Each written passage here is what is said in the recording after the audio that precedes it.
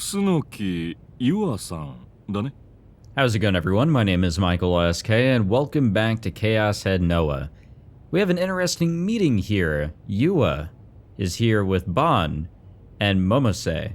I can remember names. They have a meeting here. About what? I'm not sure, but Yua knows more than we actually might, so something may come out of this? Maybe we can iron out some of the confusion that I'm getting here?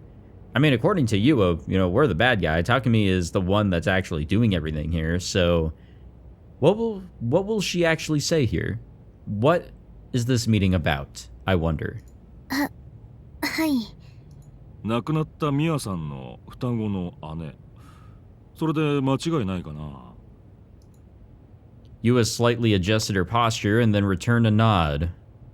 The first NewGen incident, the group dive, among the 5 high schoolers that had leapt to their deaths, was a girl named Kusunoki Miya.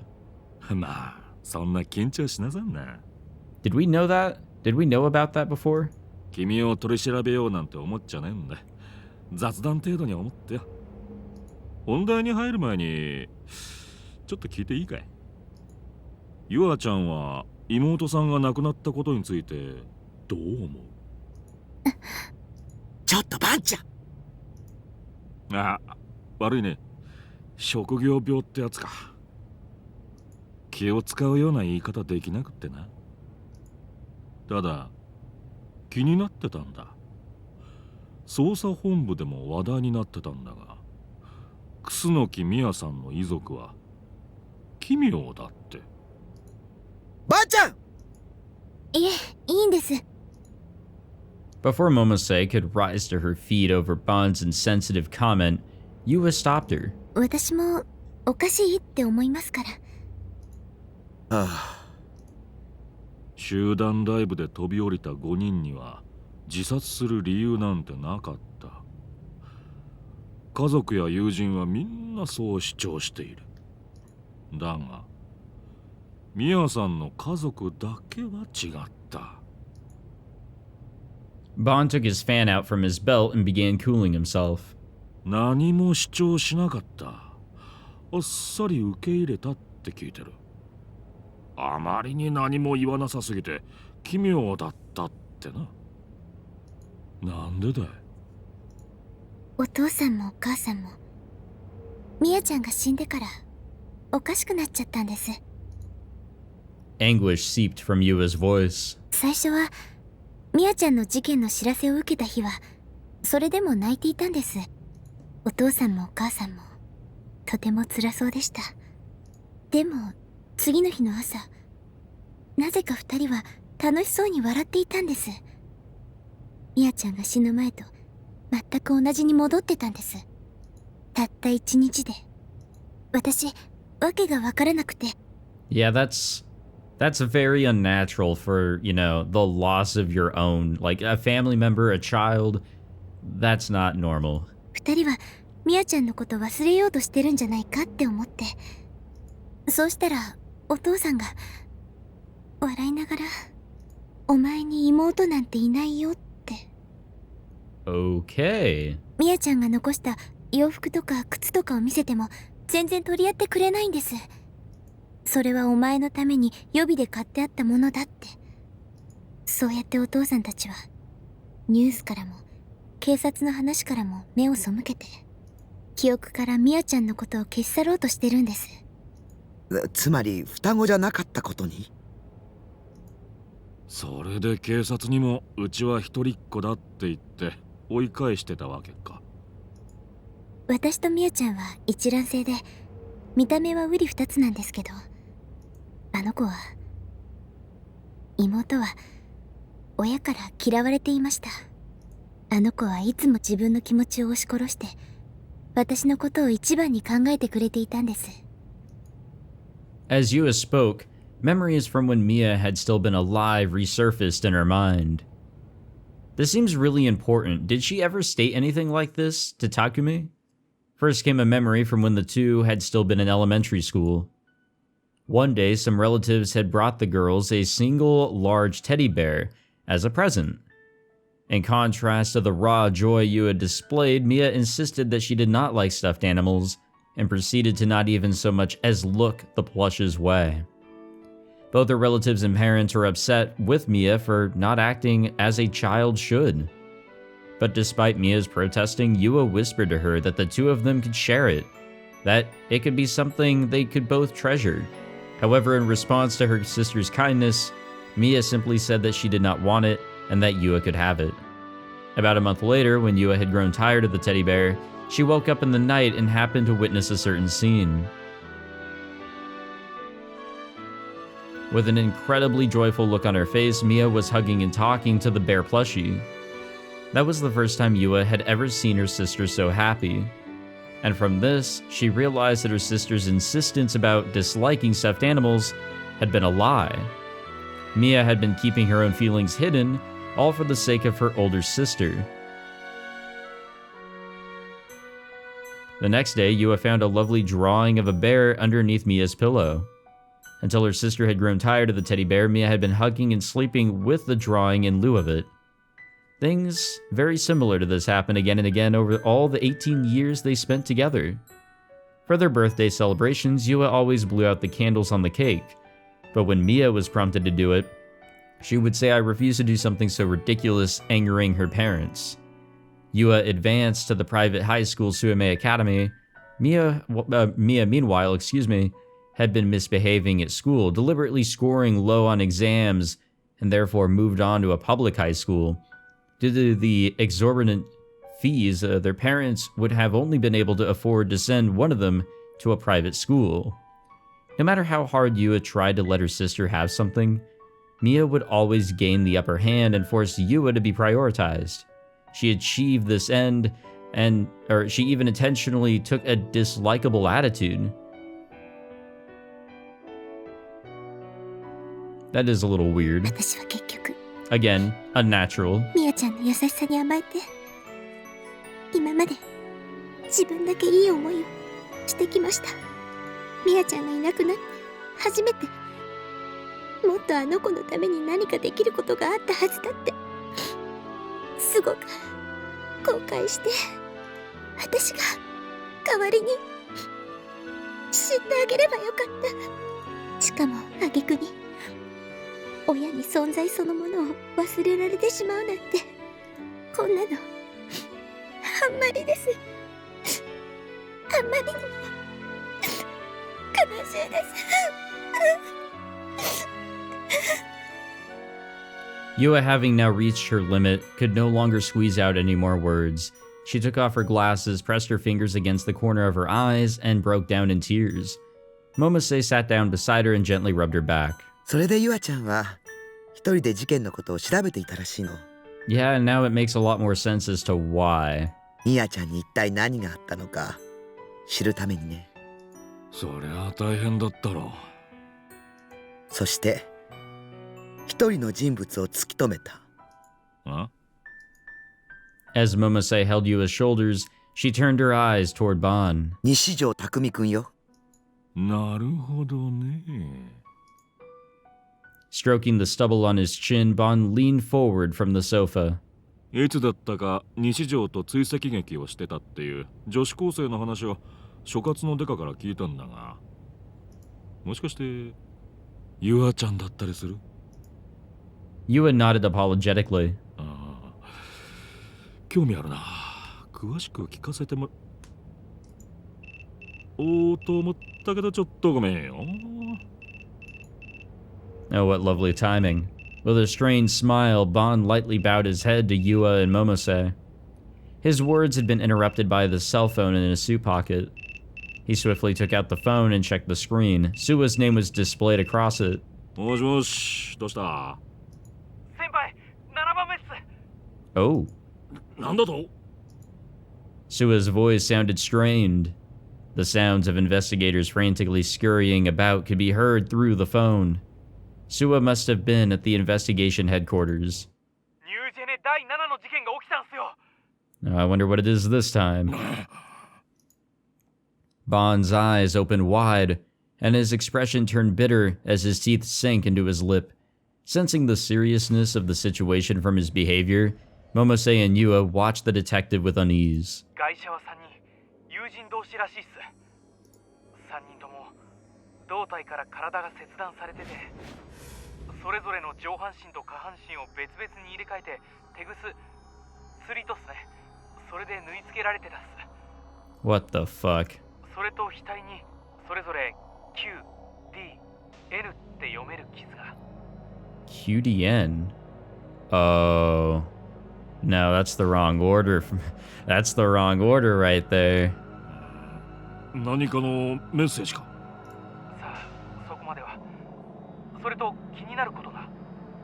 司法解剖の結果は分かったんですけど、 Wait, could these also be the guys that attacked Takumi? ガイシャの胴体の切断部はノコギリとか包丁とかそういう刃物で切断されたものじゃないって。どういう意味だ。なんか強い力で引きちぎられたそうっす。 Jesus. 引きちぎられた。 Bond repeated Sua's words back to him with a low groan, then roughly scratched his head with the handle of his fan. まるで怪獣だな。あるいは最近流行りの魔法使いとかな。先輩、それマジで言ってんすか？映画オタクの自分でもさすがにその意見には同意しかねるっす。単なる例えだ、バカだ。映画ら、さっさと捜査に戻れ。 After barking that order to Sua, Bond ended the call. Yikes. Yeah, I mean Dokyun, obviously, DQN. Now that it was November, I had a feeling that the sun was already setting much earlier than before. By the time Rimi and I started heading home together after school, a faint orange was already staining the sky. ごめんね。 Despite being silent up until now, Rimi abruptly apologized. たく、いろいろ大変だったんでしょ。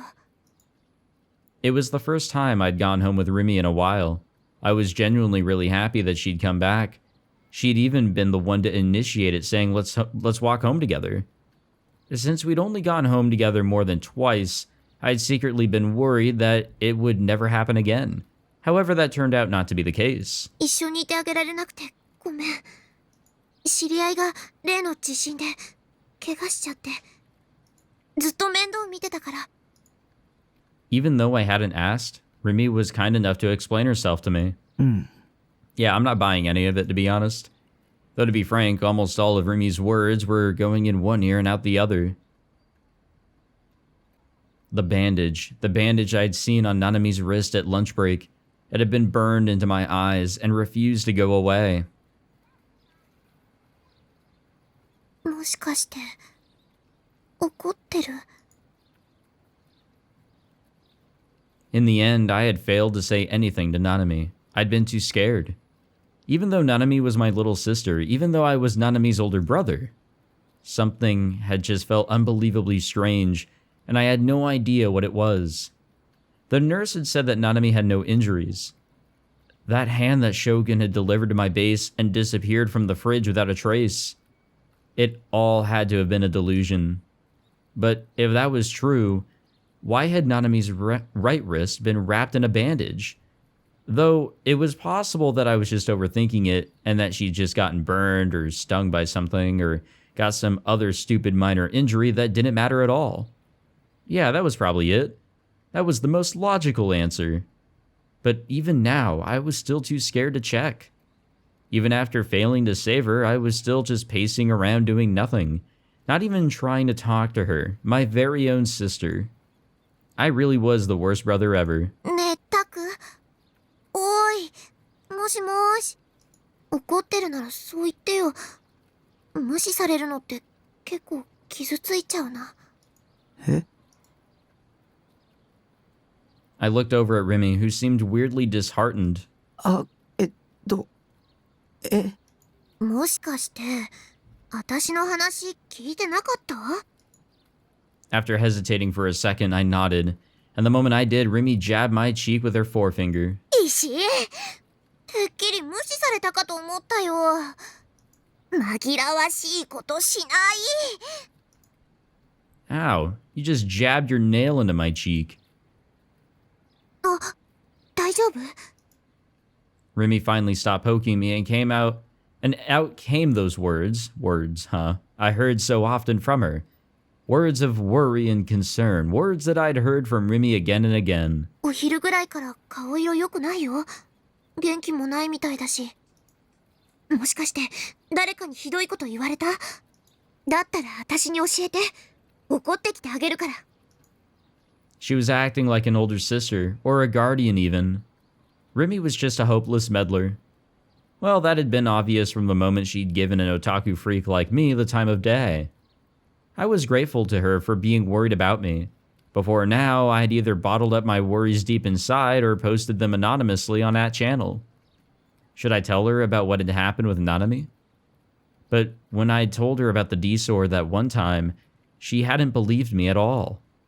Then again, that would be the natural response from anyone sane. So if I were to tell her about Nanami, she'd probably either A, be speechless, or B, just laugh in my face. And if that was true, there really was no point in telling her. All I needed was for her to stay by my side. It would be better to bring the topic up with Kozupi or Senna instead.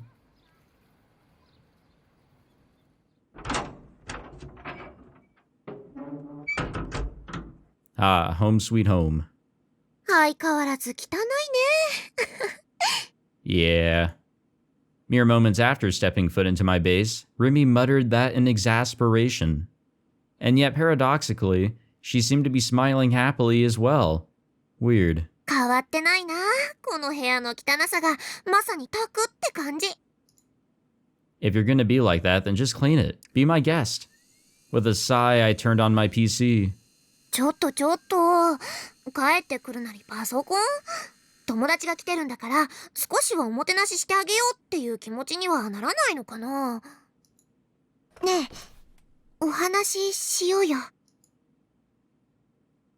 Okay, this is getting a little sus, I will have to admit.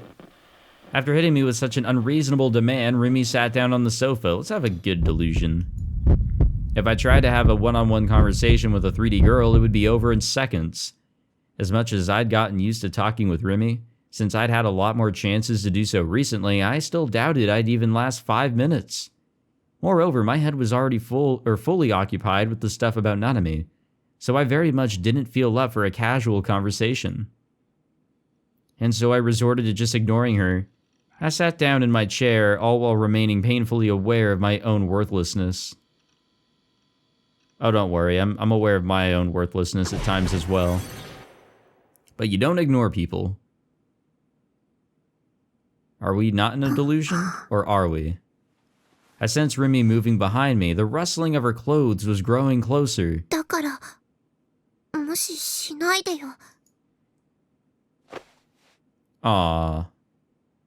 Well, ain't that cute? Before I had the chance to turn around, I was embraced from behind. A gentle floral scent hit me. My back was struck by the soft sensation of Rimi's breasts. 寂しいよ。そういうことされると。I must have been running away from reality again, giving myself a delusion that was a lot easier to swallow than the real world. Upon thinking that, the sheer emptiness I felt overpowered any lust I may have had, and I was no longer able to enjoy the delusion anymore. Rather than taking her and pinning her down on the bed, I decided to throw out all the things I could have only voiced in a delusion such as this. 僕だって寂しかった。辛かったんだ。リミがこの1週間全然連絡くれなくて。I could feel the movements of Rimi's body directly against my back. Her chest faintly rose and fell with every breath. As obvious as the fact may have been, it reminded me that Rimi truly was alive. ごめん。一緒にいてあげられなくてごめん。 It's a nice scene. It's, strange. Takumi isn't really the prettiest boy around, but yeah, I mean, it's a nice CG, I have to admit. The figure aside. Rimi tightened her embrace around me. 私の中でもまだ迷いがあって、どうしたらいいかわからなくて、ちょっと考えてみようと思って。Doubts? Like what? What could she have been talking about? そもそも私、タクと一緒にいていいのかなとか、このままの関係を続けるべきなのかなとか。でもね、このままじゃきっとダメなんだ。それじゃ何も救えない。ねえタク、私が最初に願ったのはさ、一つだけだった。なのにどうして私は際限なく望み続けちゃうんだろうね。What? あの空を見つけた時に私はI had no idea what Rimi was talking about, nor did I know how to respond to it. Silence enveloped us. I could hear Rimi's gentle breaths close to my ear. No matter how long I waited for her to end it with some silly punchline, none ever came with the wafting silence. Was it possible that this wasn't a delusion? The moment I considered that, a wave of anxiety ran through me. In reality, Rimi was hugging me. She was pressing tightly against me. That realization alone nearly destroyed any sense of reason I had. I had a feeling that in a situation like this, if I pinned Rimi to the bed, I don't know about that. I'm sorry, Takumi, but no, I don't know. The game's not rated like that. With a gulp, Yeah, it's truly not a delusion, isn't it? 今の何？ Rimi let go of me in surprise, and the tender sensation vanished along with her. A complicated mix of both relief and disappointment spread through my chest. Wait a second, Rimi had just heard my serotonin notification tone. Oh god, how embarrassing. When I opened my email software, I saw about 3 messages from Grim telling me to join the chat room.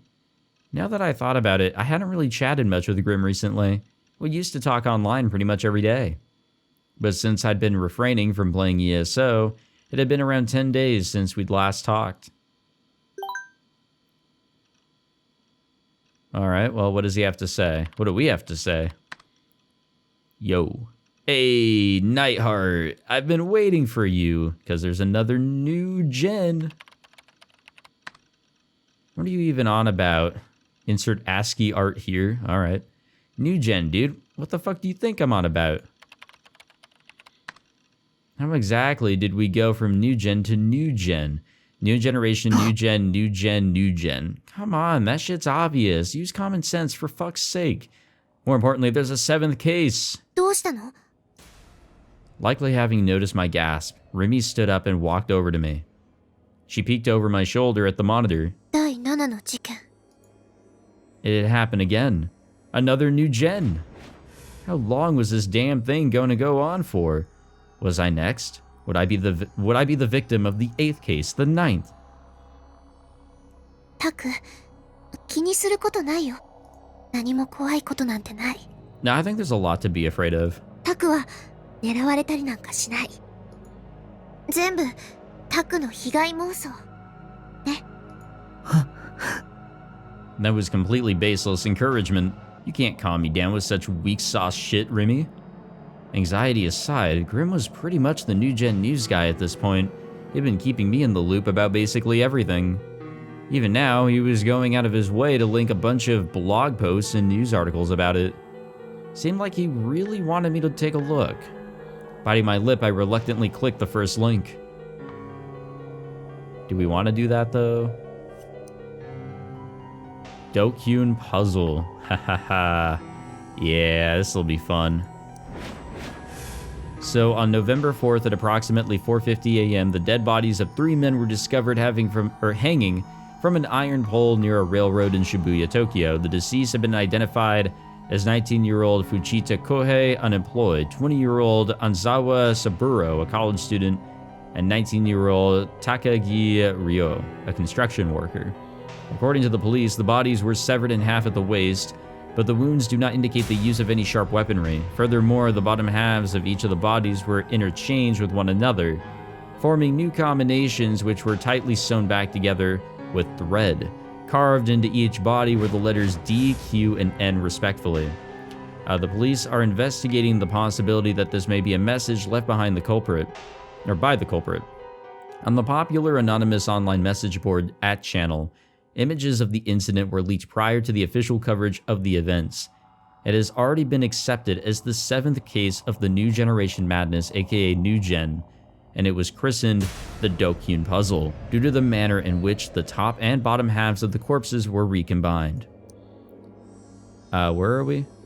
I've lost my spot. Notably, on that channel, the term DQN means an individual lacking basic common sense.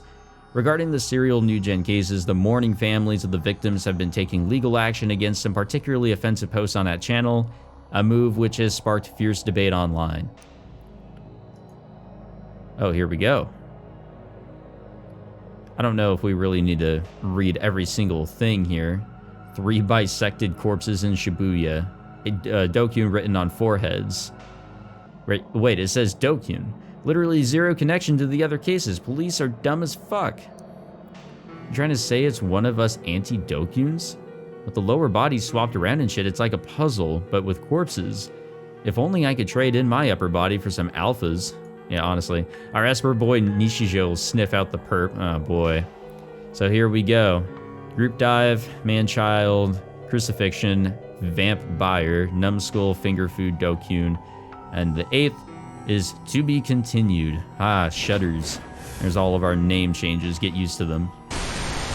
All right. 今日午前4時50分頃、東京都渋谷区の線路沿いで男性3人の他殺死体が鉄柱に吊り下げられているのを通りかかった新聞販売員の男性が発見しました。警察の調べによりますと、殺されたのはいずれも渋谷区に住む無職藤田康平さん、大学生の安沢三郎さん、 I just read all this. 飛び職の高木亮さんの3人です。3人とも胴体の部分が切断され、それぞれの上半身と下半身が別々に入れ替えられて糸で縫合されていました。3人の額にはそれぞれ謎の傷がつけられており、警察では犯人からのメッセージではないかとみて調べています。渋谷では2ヶ月ほど前から猟奇殺人事件が頻発しており、警察では今回の事件も同一犯による犯行の可能性が高いとみて捜査を続けています。Tight. At the end of the news clip, photographs of the 3 victims were shown. I had seen those faces before. I think I called it. あいつらだ。知ってるの？昨日僕に絡んできた。I'd given them my wallet, but they'd kicked my ass anyway. I'd then fallen unconscious, and when I woke up, Kosupi was beside me. The 3 of them had been collapsed on the ground covered in blood. I dug my wallet out from my pocket and stared at it intently. When I came to, Kosupi had been carrying it, and she'd given it back to me soon after. Could the person who killed those 3 be... I don't think it was her. I don't think so. No, definitely not. The last time I'd seen them, they had been beaten to a pulp and covered in blood, but they hadn't been cut in half or anything, which would mean they'd been killed after Kosupi and I had left. It had to have been Shogun. That wrinkly asshole was trying to provoke me. Damn it, he really was committed to driving me insane. Just how far was he willing to go? Well, actually, one of them did say that they were, like, paid or some shit. Like, they were on a mission. Like, they were tasked with actually beating the shit out of him and just bothering the crap out of Takumi. So, what happened? Why did things end up the way they did? I wanted to vomit. I clutched my stomach as it churned in pain. Was I next? Would I be next to die? Who knows? 終了。 Yeah, maybe that is enough. A hand reached out from behind me and pushed the power button on the monitor. The screen went pitch black. 落ち着いて。気にすることないよ。 Oh, I don't know about that. ただの偶然だって、きっと。 Why was Rimi acting so ridiculously optimistic? This couldn't possibly be just a series of coincidences. それより、お腹空いちゃった。ねえ、私が行きつけのお店があるんだけど、そこにご飯食べに行かない？安くて美味しいんだよ。私が保証する。まあ、お客さんはおじさんが多いから、私みたいのが一人で行くのはちょっと恥ずかしいけどね。あ、それと、駅の中に入らなくちゃいけないんだった。渋谷駅のコーナーにあるから。ちなみに、山手線内回りと外回りのホーム、どっちにもあるんだけど、私は断然内回りの方が好き。Food, huh? I really didn't have much of an appetite right now. It felt like Shogun was holding a knife straight to my throat. Like he was saying, I can kill you whenever I please.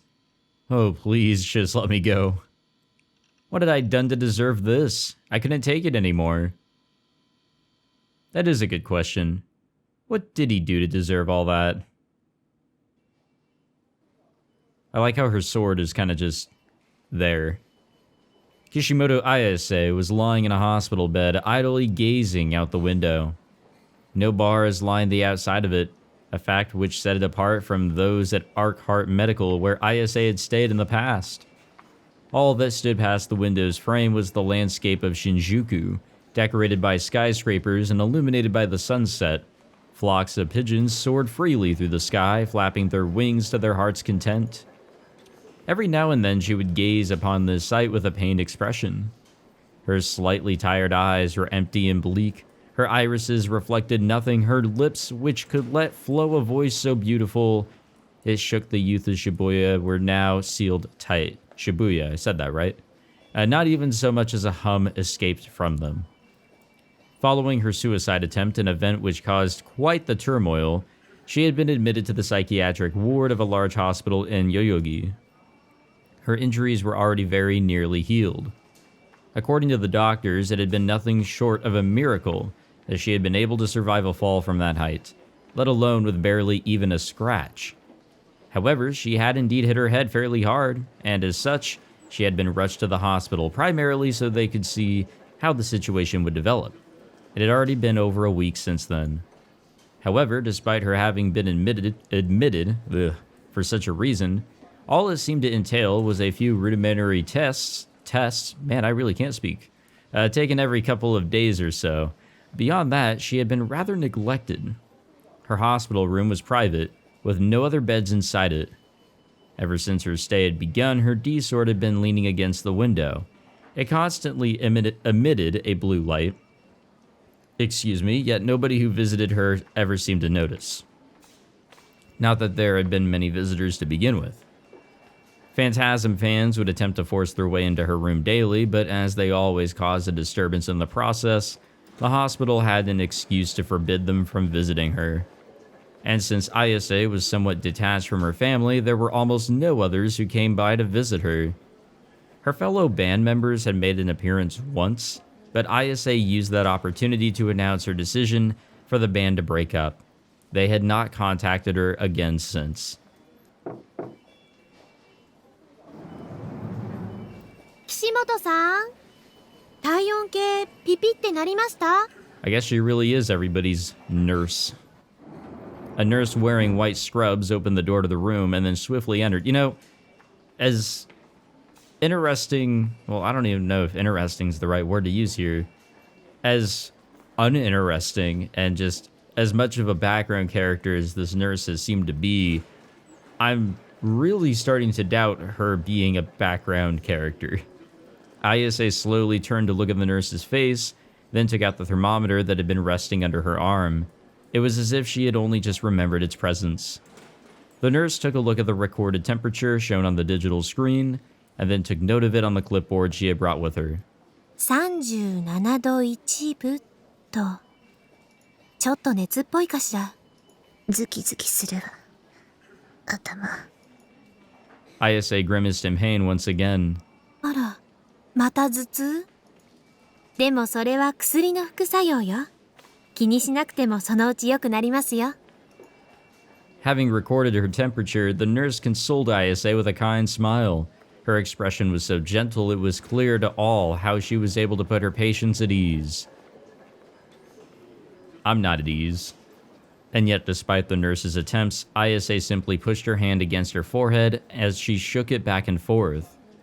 Ayase had been plagued by mild headaches ever since she had first been hospitalized. They were not especially painful, but they still left her with an uncomfortable feeling that refused to go away, one that felt as if her brain itself was convulsing. It even reached the point where her ability to think was impaired. As well as this, her body would feel as heavy as lead. ISA had experienced such symptoms in the past, namely when she had been institutionalized at Arkhart Medical. Back then, her head had constantly been split apart by painful headaches 24 hours a day, 7 days a week, 365 days a year. It deprived her of all sleep and emotional stability. Those were the memories that she did not want to resurface. The past she had sealed away, the events of around 2 years ago. And yet her headache was causing them to flash back into her mind once more. Oh, that's a lovely sight. In them, a dark room, its single window locked behind bars. Apart from the wall which that window stood, the rest of the walls were covered with mirrors. ISA had been placed in the center of the room, sat in a crude steel chair. She was wearing headgear with countless cables protruding from it. Her hands were tied to the back of the chair. Her head was locked in place, with her chin tilted slightly upward. Not another soul was present in the room. Thus all that could be heard were the sounds of ISA's labored breathing and the metal groans of the chair she sat upon. Damn, no wonder she had some headaches. Saliva trickled down from the corners of her mouth, accompanied by moans akin to those of a beast's. If anyone were to hear them, they would never have been able to guess that they would come from a girl as young as her.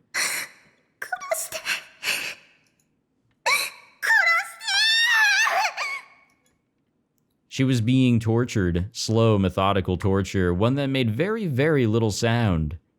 The method only involved one single thing, not even an action.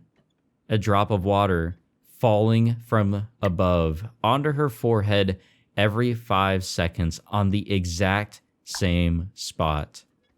That was all it took. And it would continue unrelentingly for 2 full days. The result? ISA could think only of the drop that would fall next. Her senses were sharpened to their limits, and each time a drop fell onto her forehead, another hallucination would be born. One in which each and every nerve across her body was plucked out one by one. Sorry. Had a little bit of a stroke there. One in which the bones of her entire skeleton crumbled to dust. One in which her head was pierced by a long, sharp awl. One in which all liquids within her body, including her blood, froze to ice.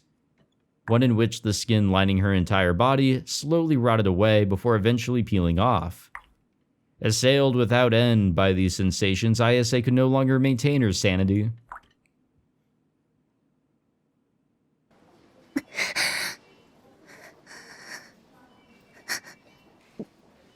Well, now I kind of feel bad for her character.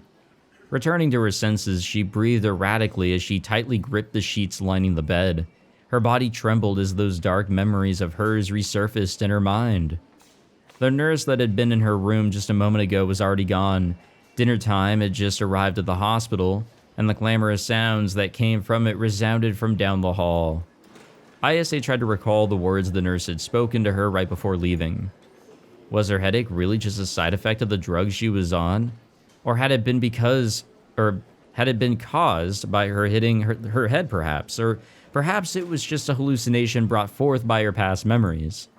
She was unable to come to a decisive conclusion. Wiping away the sweat that had ran down her forehead, ISA called forth a smile laced with self-loathing. 構わないわ。今さら何をされたって。あれはあの神罰を耐え抜いたんだから。もう迷わない。私は。Murmuring in perhaps delirium, ISA soon became aware of a sound reverberating throughout the hall. The comforting sound of shoes stepping on the the floor. Damn, I just cannot speak tonight, can I? It was certainly not being made by a nurse, and the sound of footsteps was heading right for the room that she was in. Someone knocked on her door, and she sealed her lips tight. 失礼します。That someone was but a single man. He had come bringing gifts, namely a large basket filled with all manner of fruits. She could recognize the man, which was far from a good sign. Thus she stared at him with a dubious glare. どうも。あ、別に怪しいもんじゃないっすよ。自分は。知ってるわ。The man was a detective at the Tokyo Metropolitan Police Department. God damn. He had once shadowed Ayase as she was originally a suspect for the NewGen case. Well, yeah, it's kind of understandable if we remember what happened in the beginning. All the songs that were being put out. The detective, relieved by her response, scratched his head. His demeanor was unendingly casual. いやー、嬉しいっす。君みたいな美人に覚えててもらえて。記憶力いいんすね。The detective moved closer to her bed. Ayase briefly glanced at her D-sword leaning against the window. It lay just outside her reach. Not much she could really do with it, though. 今日はお見舞いに来たんすよ。そうは思えないわ。目的は鋭いっすね。The detective flinched very overtly, his reaction perhaps bordering on theatrical. まあ、ちょっと綾瀬ちゃんに聞きたいことがあって。Of course. あ、これ、よかったら食べてほしいっす。The detective smiled innocently, presented the basket he had brought with him, and then placed it at Ayase's feet without waiting for approval. うまいっすよ。あと、高かった。と。いらない。まあ、そう言わず、せっかく買ってきたんで。後でお母さんが来た時にでも切ってもらって。あ、しまった。綾瀬ちゃんはもう何年も両親に会ってないんだったっすね。Yeah, very smooth, buddy. Despite the detective's insensitive remark, Ayase felt nothing in response to it. Her ties to her parents had been cut from a very young age. Her parents had a reputation to uphold, so a child that often caused problems like Ayase had been inconvenient to them, to say the least. Her only remaining contact with them was the wire transfer she received for her living expenses each month, though it could hardly be called that. 申し訳ないっす。The detective apologized, bowing down hastily. Ayase had only just gotten over the shock caused by her flashback, so she was in no mood to speak with him. Wow. Nonetheless, she urged herself to talk all the same. 聞きたいことって何？アリバイ？違うっすよ。それは前に散々聞いたし。もう綾瀬ちゃんの容疑は晴れたっす。君は白、真っ白。目星はついたの？犯人の。それは教えられないんすよ。捜査上の秘密っす。Well, I'll answer it for him. No. No one knows any bit of the motive with the culprit here. It's really, really strange. And everything is still very confusing. 匠。秘密っす。The detective smirked. He was attempting to laugh the question away. And yet something unrefined could be seen through the cracks of that smile. しかし西条くんは不思議な少年っすね。Oh yeah, and she totally isn't. 彼を見ていると殺人の容疑者にはとても見えない。もしあれで本当に犯人だったとしたら、まさに人の皮をかぶった悪魔っす。まだ容疑者なのね、彼。いや、そういうわけじゃないっすよ。The detective casually denied it with a smile, putting Ayase's persistent questions to rest. I think he's lying. ああ、今の話、誰にも言っちゃダメっすからね。情報漏洩すると上司に怒られるんすよ。まあ当然なんすけど、この前も先輩のとばっちりで怒られたばっかで。綾瀬ちゃんも一度会ってると思うんすけど、覚えてるかな。バンさんっていう髪がボサボサで武将髭生やしたおっさんでか。Ayase did remember him. When she had been questioned, that older detective had been even more talkative than the younger one she was conversing with now. His way of speaking had been a lot more assertive as well. あの人がすぐこのバカって怒鳴るんすよ。そのくせ自分は本来の操作をせずになんだかわけのわからないことばっか調べてて、挙句の果てに自分まで無理やり付き合わされて、最近胃が痛いんすよね。いやまあ根はいい人っすし、勘が異常に鋭い人で、過去にも難事件をいくつか解決に導いたらしいんすけどね。その話をするためここに来たのは。 Ayase interrupted the man, and his smile quickly soured. I know what he's trying to do. ああ、いや申し訳ないっす。つい愚痴入っちゃったっすね。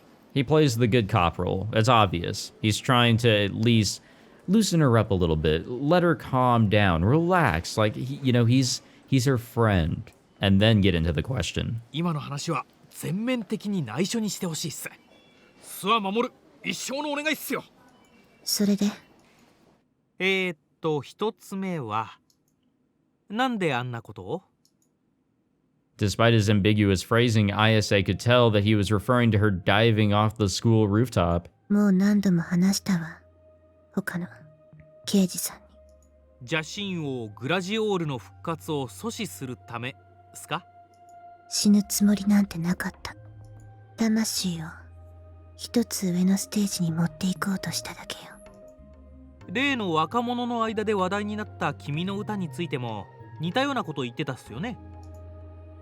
And that was the second question he had for her. Ayase let out a faint sigh. ニュージェネのことを歌ったものなんかじゃないわ、あの詩は。グラジオール記目視録詩編のインスピレーションを受けて作った第3章102節よ。 Oh boy. I'm gonna regret looking into this one.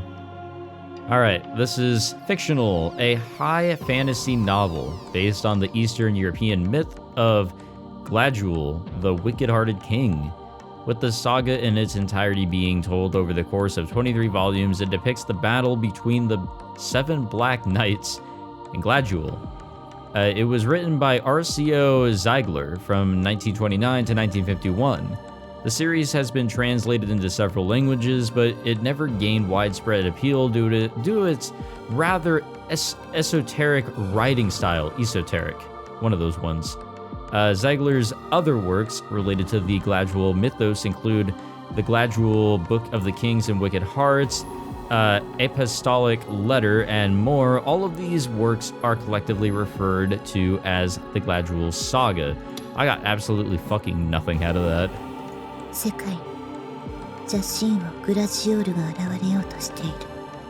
復活を阻止するにはグラジオールが流した黒い血によって作られた7つの杭が必要。杭は剣へと形を変え、神罰を乗り越えた7人の黒騎士の手に渡る。目には目を、歯には歯を。邪神を背負いし人間だけが邪神王を滅ぼせるの。なんか映画みたいっすね。そういう壮大な設定は好きっす。 Ayase glared at the detective in response to his comment. 設定じゃないわ、現実よ。じゃあ最後の質問っす。 The detective casually brushed away Ayase's objection, though she was all too used to this form of dismissal by now. Not a single person she had told this story to thus far had believed it. 君や西条くんの他にも水明の生徒について何人か洗ったんすけどね。The detective mumbled to himself as he folded his arms. This was very obviously another act of theatrics, and Ayase had no intention of commenting on it. 何？すごくバカバカしい質問なんすけど、刑事が質問するようなことじゃないんすよね、本当は。子供じみてるっていうか。 Oh my gosh, hurry up. そう、質問する気がないなら出て行って。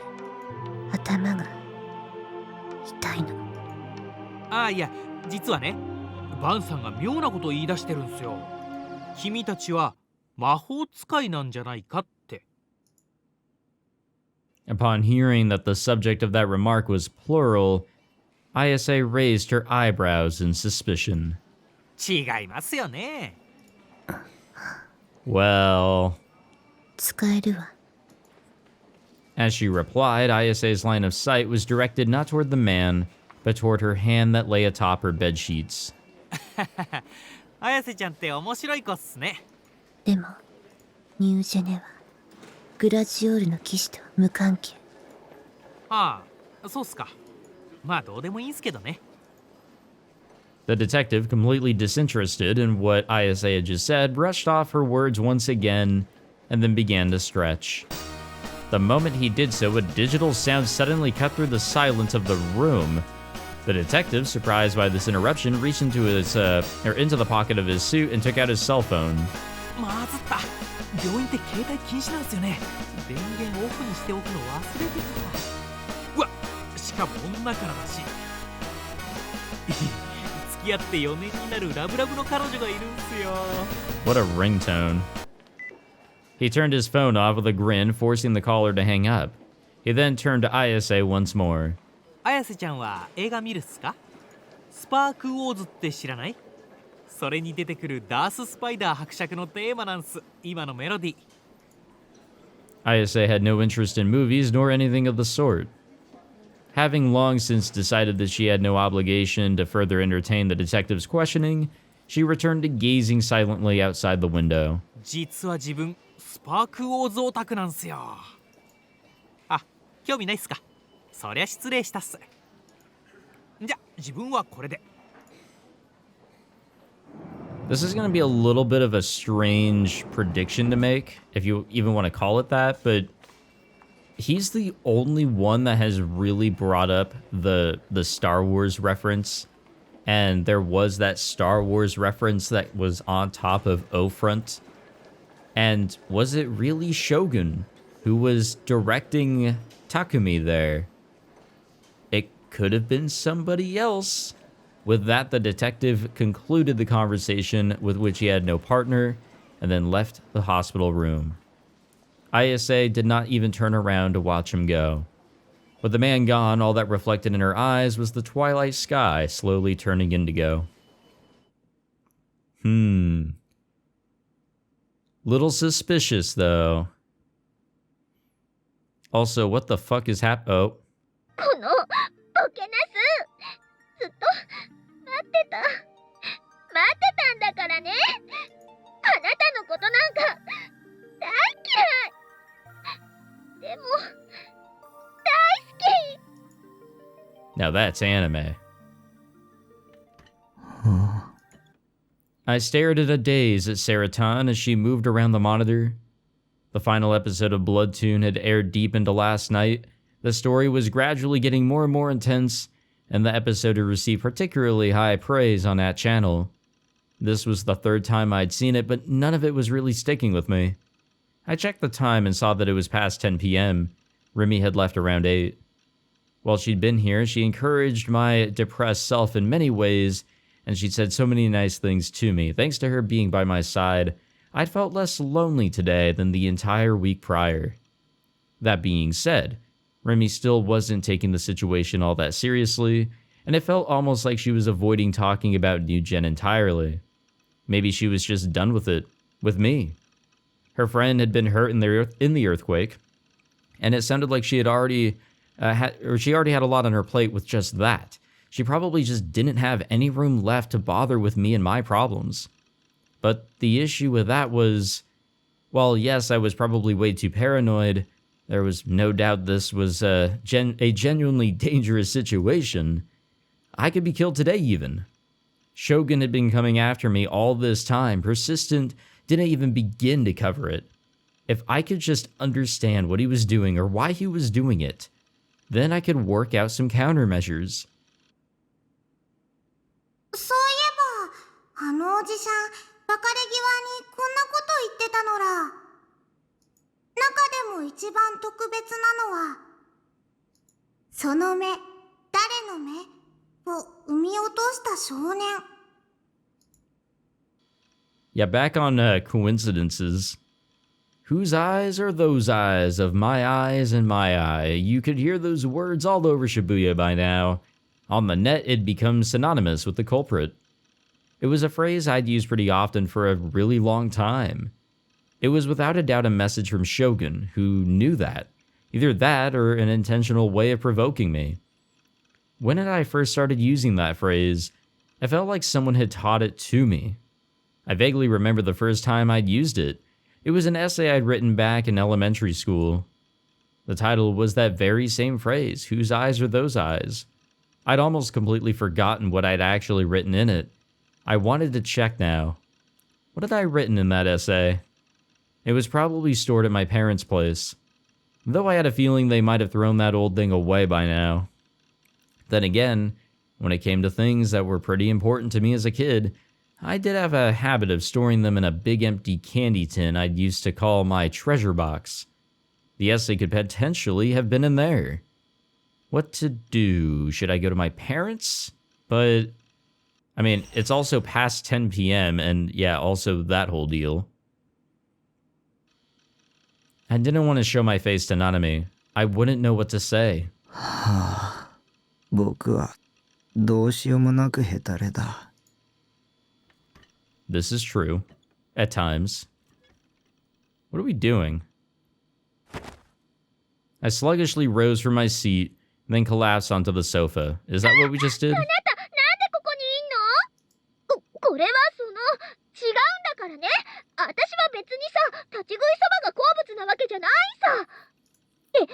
何ニヤニヤしてんの？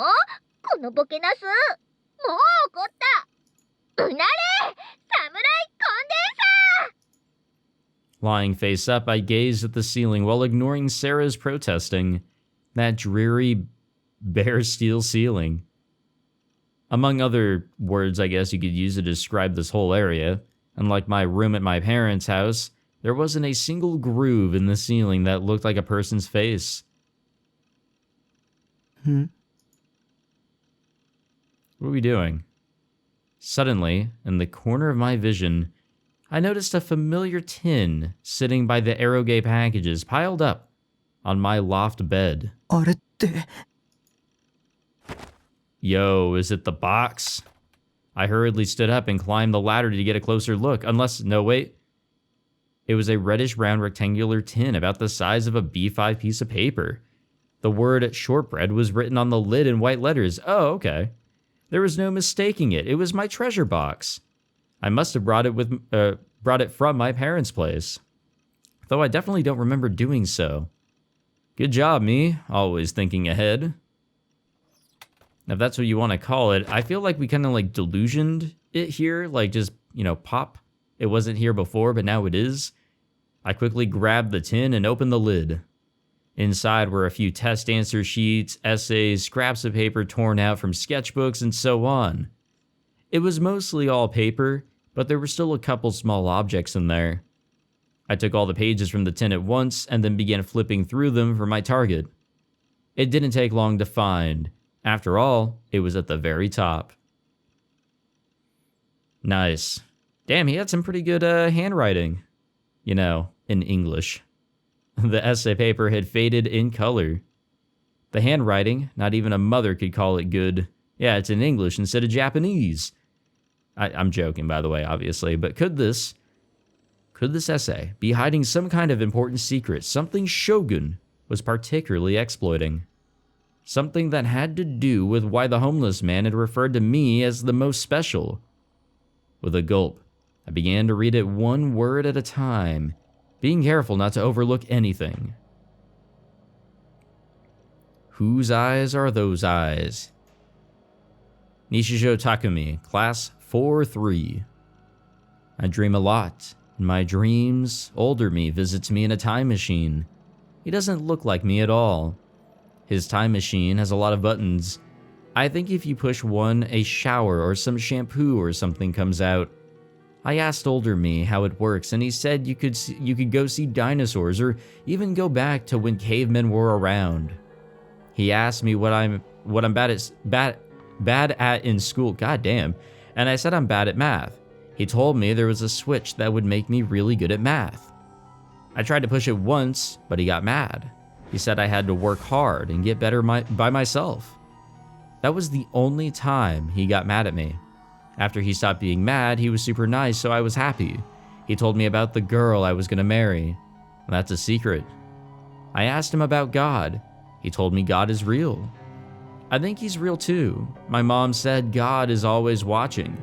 and it'll make you go to hell if you do bad things. So I can absolutely never do bad things. I have to be nice to my little sister too. Mom told me God doesn't want you to do bad things, but that it's a scary man instead. The scary man is the whose eyes are those eyes monster.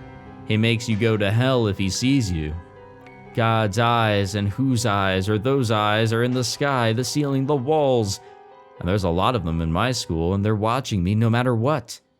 So I think I have to do a lot of good things like studying and other stuff because of that. It's embarrassing, though, because they watch me even when I do things like go to the toilet or take a bath. Also, ever since I was little, I could close my eyes and dream sometimes, even though I wasn't sleeping. It was like the inside of my head was like a video game or a manga. But when I do that, the whose eyes or those eyes monster comes out, so I don't want to do that. I asked my mom and she told me not to do it. But while I'm writing this essay, I asked older me in my dreams to tell me more about the time machine, but he said I knew everything. He wouldn't tell me more stuff because I'm just a kid. So from now on, I want to do lots of good things so I can beat whose eyes or those eyes. The end. Aha. So is this like a real story なん or? だかよくわからないな。 It's very odd. This would have been around the time when I'd first started feeling God's gaze.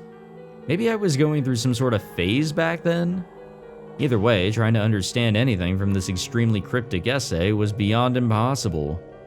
It felt like it'd be easier to decipher a bunch of hieroglyphs than it would be to trying to figure out what the hell I'd been talking about. As I thought that, I noticed that something was scribbled on the back of the page. Come to think of it, hadn't I loved doodling back then? Yeah, like in my social studies textbooks, the pictures of historic figures would always have mustaches or sunglasses drawn on them, and my notebooks would always have flipbook-esque animations drawn in the corners. Back then, I started enjoying drawing more and more, to the point where I'd even gotten my parents to buy me a sketchbook. Although, to clarify, it wasn't like my drawings were anything to write home about. But what do we have here? Immersing myself in nostalgia, I turned the essay over to check out what I'd scribbled on it. It's not gonna be good, is it? Oh. The fuck is that? It was an incomprehensible drawing. Yeah, that's a little bit more than a doodle, to be totally real with you. Like, there's all these symbols and shit. And look, IR2. There's actually the equation at the top there. You can kind of see the fun.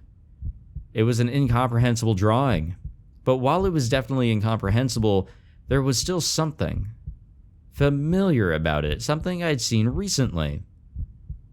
Now there's our equation. Whether it was a mathematical formula that had some other kind of meaning, or was just a meaningless string of numbers and letters, which I think it's the latter there, I had no idea. But oh, that's right. Yeah, Shogun said that shit. Yeah, I knew we saw it somewhere. This formula. It was the exact same one Shogun had posted out of nowhere, back when he'd first come in contact with me in the chat room. Whose eyes are those eyes? And IR2. Two key things that had come from the essay I'd written many years ago. Things that even I myself had forgotten. And if Shogun knew them, that would mean that he'd been reading my mind after all. Or we can go back to that theory that Shogun is us. Takumi is Shogun. But how the fuck is that making any sense? Alrighty, we'll end the episode here, kind of where we were, I think. What an interesting deal here.